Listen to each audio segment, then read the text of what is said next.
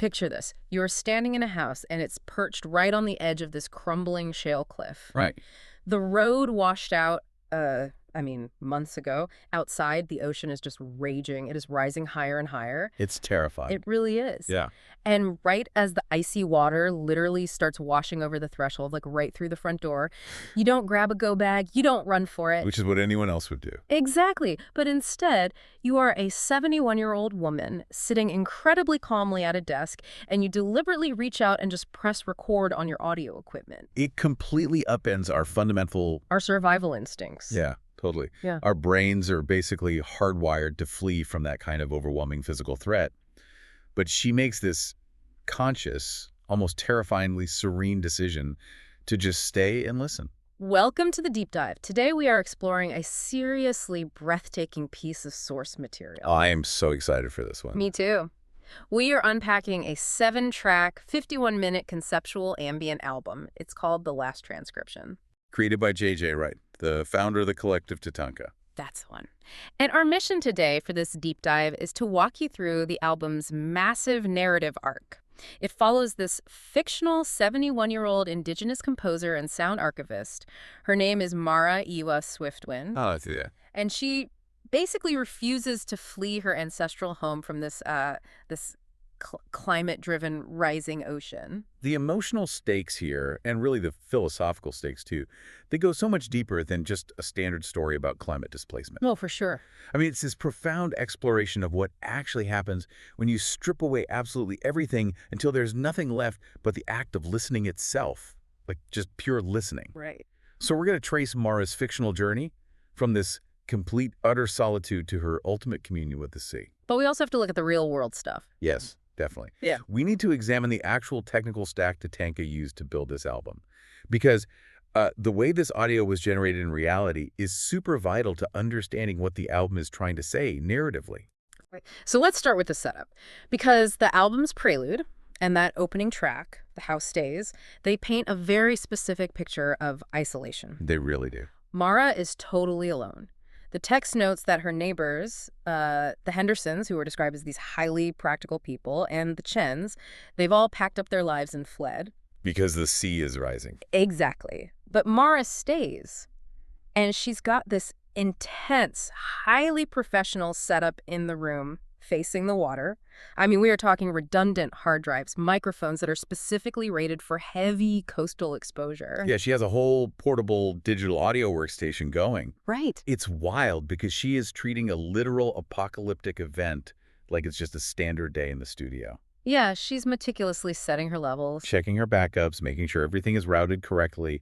There's just no panic in her actions at all. It's just the focused execution of her craft. Which, okay, I think you listening to this right now might be screaming at your device the exact same thing I was thinking when I first read through the sources. Which is, this just sounds like stubborn, fatalistic denial. I mean, if she is a dedicated sound archivist, staying to document this event is totally counterproductive if she just drowns with the hard drives. Right, the data becomes useless. Exactly. Why not capture what she can, grab the drives and run? Well, okay, if we view her solely through the lens of, like, Western empirical science, then, yeah, her actions make zero sense. They seem crazy. Right. But the sources give us this really critical piece of context. There's a deep matriarchal wisdom tradition at play here. Oh, right. The history of the house itself. Yes. The house is a physical manifestation of that tradition. It was built way back in 1931 by 3 Swiftwind women. And they hauled all that heavy timber overland by horse, right? Yeah, hauled it up to this incredibly dangerous shale cliff 200 meters up. And at the time, everyone in the valley thought they were totally out of their minds. I mean, I would too. But Mara's grandmother explained that they built it there specifically because the acoustics of the cliff face made it the place, and this is a quote, where the water speaks closest to the surface of things. Where the water speaks closest to the surface of things. Wow. Yeah. And Mara grew up treating that phrase as just, a poetic metaphor. But the older she gets, the more she realizes it is a literal acoustic fact. So her choice to stay, it isn't defiance. No, not at all. And it certainly isn't climate denial. It's a sacred vocation for her. She views listening as her inherited matriarchal responsibility. Like it's her job to be there. Exactly. Within her family's tradition, she is the designated keeper who stays. The one whose specific role is to preserve and crucially to witness the ocean's final composition. Regardless of what happens to the physical recordings afterward. Exactly. The act of witnessing is the point, not the data storage. Okay, but if her mandate is just to witness this final composition, the pressure shifts entirely to the audio itself, right? I mean, the album has to deliver a soundscape that actually justifies her sacrificing her life to hear it. Oh, absolutely. So how does the music actually translate that kind of overwhelming natural force? Well, it does it through extreme restraint, surprisingly. The album is categorized as a slow, meditative, coastal ambient soundscape. Right. And the tempo is strictly locked. It stays exactly between 52 and 60 beats per minute throughout the entire 51-minute runtime. Which effectively mimics a slow, resting heart rate. Yes. It physically forces you, as the listener, to downregulate. You cannot rush through this album. It sets a mood immediately. And the instrumentation is incredibly sparse. Yeah. They basically have this single kind of searching cello drone, a muted hand drum that establishes that slow heartbeat we talked about, some processed breath sounds, and then the actual title field recordings. See, the mechanism behind those field recordings is what really caught my attention in the sources. Oh, the way they evolve. Yeah, it's not just a constant, boring wash of white noise. As the tracks progress, the water sounds literally change texture. They really do. They move from these distant, echoing ambient washes into these very aggressive, clipping waveforms that mimic physical proximity. Like, you can literally hear the water getting heavier and closer. The music is reflecting the creeping proximity of the danger. The ocean is literally closing the distance between the outside world and her living room. Which brings us to the man behind the curtain, right? The real-world tech stack used to actually make this album. Oh, this part is fascinating. It really is. So JJ and TATANKA produced this using Audacity 4 on a Linux Ubuntu 26.04 operating system. Which is an entirely open source, highly pragmatic foundation. I love that. It's like the digital equivalent of building a sturdy house out of local timber. Exactly. But then they layered that practical, earthy foundation with this highly complex, iterative collaboration using advanced AI tools. Right, a whole suite of them. We're talking Google Flow Music, Claude AI, and ChatGPT all working in tandem. It's an incredibly dense workflow. Yeah, the sources break it down. ChatGPT was used to map out the rigid BPM structure and the metadata constraints. Then Claude was used to constantly refine the narrative prompts. Like feeding it specific ideas about the environment? Right, basically telling that AI describe the acoustic qualities of a rising tide hitting shale. Oh, that's so specific. And then Google Flow Music ingested those text prompts to generate the raw audio stems. Finally, a human sat in Audacity to cut, layer, and curate all those AI-generated stems into a cohesive album. So you essentially have structural AI, narrative AI, and generative audio AI, all feeding into a single human editor. Yeah.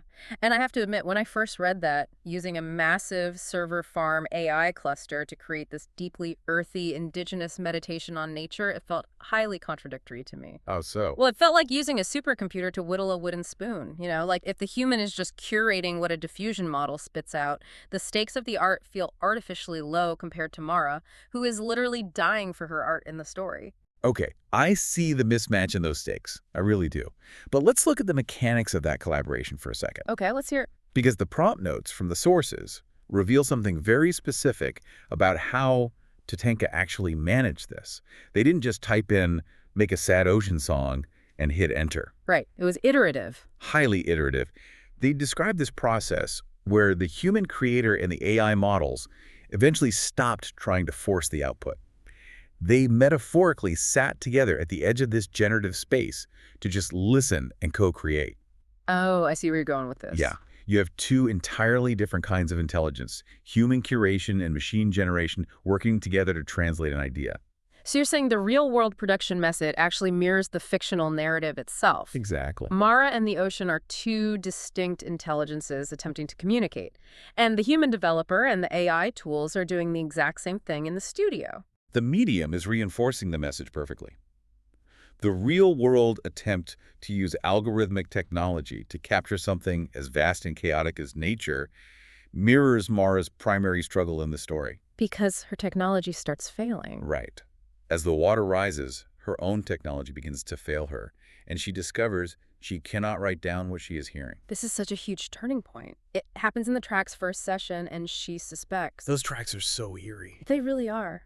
Initially, Mara is just documenting. She fully expects random, chaotic acoustic noise from the storm, but then The baseline shifts. The water changes. Yeah, the ocean starts varying its composition, and not randomly, but intentionally.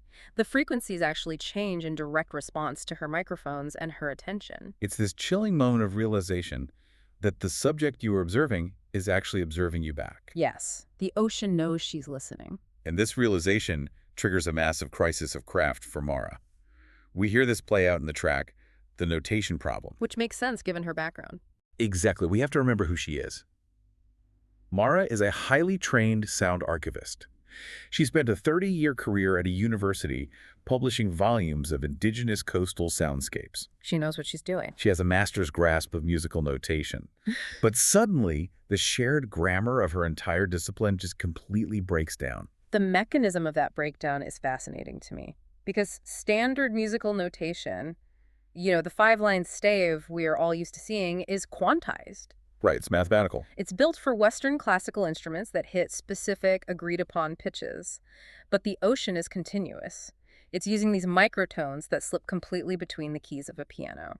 Yeah, it doesn't play by the rules. Not at all. It's utilizing polyrhythms that absolutely refuse to fit into a standard 44-time signature. Her tools are just fundamentally incompatible with the data she's receiving. A standard stave simply cannot hold the acoustic complexity of an entire ocean system interacting with a shale cliff. It's just too big. So what does she do? Well, Mara resorts to desperate measures. She ends up inventing 14 new, incredibly clumsy symbols. 14 of them. Yeah, she creates these private hieroglyphs in her notebooks, just desperately trying to document frequencies that her equipment is struggling to even process. Reading through the sources, I was trying to figure out why this specific failure breaks her composure so much. Why the notation matters so much to her. Yeah.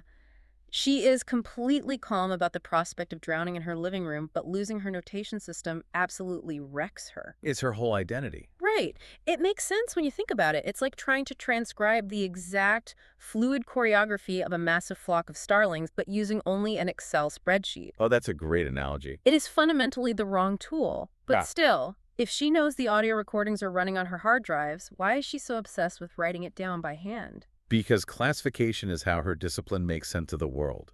She is an archivist at heart. For her, to write it down is to understand it. Ah, I see. The sources use this beautiful phrase here. She realizes she is trying to do science with her heart. Science with your heart. That captures the futility of it perfectly. It really does. She is trying to apply empirical rigid structures to a deeply emotional, overwhelming natural force. It's a profound metaphor for human creative limitation. Like when an artist hits a wall. Exactly. When an artist or a scientist encounters a force vastly greater than their craft, they are forced to confront the inadequacy of their tools. The 5-line stave fails. The microphones fail. Even her 14 invented symbols fail. But the true dignity of her character lies in her refusal to stop trying. She keeps scratching out those broken symbols because, for her, inadequate notation is still a form of devotion. But eventually the inadequacy of those symbols forces her to abandon them altogether. She has to. Yeah, if the pen fails and the digital files are eventually going to be destroyed by salt water anyway, what is left? Which brings us to the climax of the album in track 5, Communion. This is where she makes the only choice left to her. She puts down the notebook, she reaches over, and physically turns off the microphones. Wow. She removes every single layer of technological mediation between herself and the water.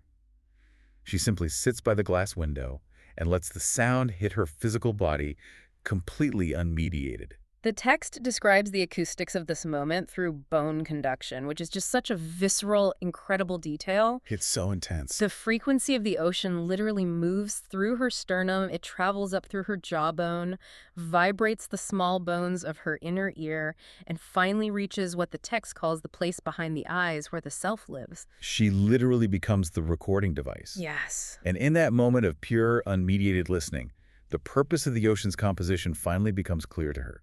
The ocean wasn't trying to send her a specific message to decode and publish in a journal. No. It was giving her a demonstration of what it means to compose without an audience. To create the staggering, infinite beauty with absolutely no expectation that anyone will ever be around to witness it or applaud it.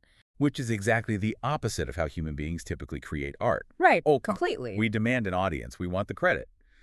But the ocean demands nothing. It just creates. Which brings us to Wednesday morning, 6:47 a.m. The water finally breaches the cliff and crosses the threshold of the house. The imagery in the source notes for this part is just haunting. It really is. As the freezing water pools around her desk, she writes 3 simple horizontal lines in her notebook, followed by the final symbol she invented for complete coherence. And then she signs it. Yes, she signs her full name, Mara Iwa Swiftwind, which is massively significant because she spent her entire 30-year career publishing anonymously. Wow, yeah. The ink is literally bleeding and running at her knees in the water, and then she just closes her eyes and listens. And musically, this is where TATANKA pulls off something just extraordinary with those AI stems. What happens to the audio? All the distinct audio elements, that searching cello, the vocal breaths, the hand drum, the aggressive field recordings, they all begin to blur together. Like they're being washed away. Exactly. The strict 52 to 60 BPM tempo that held the whole album together, it just drops away completely, untethering the listener from time. Everything dissolves into a single, massive, sustained chord. Oh, man. The auditory distinction between the ocean and the woman completely disappears. It's total dissolution. The water takes the house, the hard drives, the notebooks, and her. But the narrative framing of this dissolution is so crucial here. The album does not position her death as a tragedy. It doesn't. No, it isn't a defeat by nature. It is explicitly framed as a completion. She didn't lose to the music, she became part of it. Okay, I understand the philosophical beauty of that framing. I really do. But logistically, it leaves you, the listener, with a massive, lingering dilemma. The physical evidence. Yes, the house is washed away. All 17 of her physical notebooks and her 4 redundant digital hard drives are currently sitting under hundreds of feet of water and heavy silt. Go on. If the archive is destroyed, who is left to know this even happened? It is the ultimate tree falling in the empty forest. And that dilemma is exactly why the album includes a narrative coda. It's the final track, What the Water Keeps. We jump forward in time, several months later, to April. The winter storms have finally passed, the coast road is cleared of debris, and Mara's granddaughter, Celeste, drives out to the edge of the cliff where the house used to stand. It is vital to understand how the sources position Celeste's mindset here. She's very different from Mara. Night and day. She is the total antithesis of her grandmother's mystical vocation. She is highly practical, much like the Hendersons who fled early on. Right. She doesn't believe in signs or ancestral ghosts. She is grounded in cold reality. She only drove out to the cliff on a purely logistical errand to see if any of those ruggedized hard drives miraculously survived the silt. She's looking for data, not closure. Exactly. But the ocean breaks through her pragmatism anyway. Celeste stands out there in the freezing wind on the edge of the shale cliff for 2 hours. She finds absolutely no hard drives, no notebooks. Nothing physical survived. Nothing.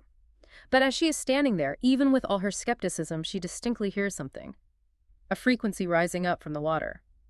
The text describes it as a grace note in the undertow. And a grace note, in music theory, is a brief, ornamental note played just before the main beat. It's an embellishment. Right. And the fact that the ocean is playing one is the key to the entire album. Celeste recognizes it instantly. Because the ocean absorbed Mara.